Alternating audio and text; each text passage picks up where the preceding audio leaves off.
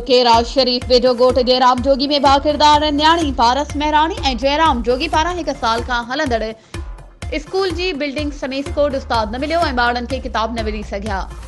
ख़बर मूजिब बुकेरा शरीफ वेझो ॻोठ जयराम जोगी में बाकिरदार न्याणी पारस मेहरानी ऐं जयराम जोगी पारां 1 साल अॻु ॻोठ में ॿारनि जी तालीम जे लाइ पंहिंजी मदद पाण तहत स्कूल क़ाइमु कयो वियो हो, जंहिं में 300 खां वधीक ॿार पढ़नि था।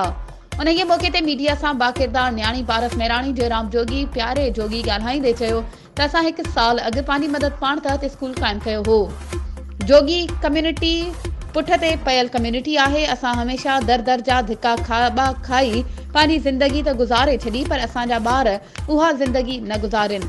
असां पंहिंजी कोशिश कई आहे त ॿारनि खे सुठो मुस्तक़बिल ॾियूं, ॿारनि खे पढ़ाए लिखाए शऊर ॾियूं, जीअं हू अॻियां अची पंहिंजी ज़िंदगी बहितर बणाए सघनि। असां 1 साल खां स्कूल पंहिंजी मदद पाण हलाए रहिया आहियूं।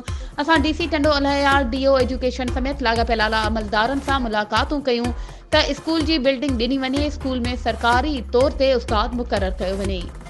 वधीक ख़बरूं ऐं अपडेट्स जे लाइ असांजे चैनल खे सब्सक्राइब कयो ऐं हा, बेल आइकन खे प्रेस करणु न विसारिजो त जीअं असांजी हर नई अचण वारी वीडियो तव्हां ताईं पहुची सघे।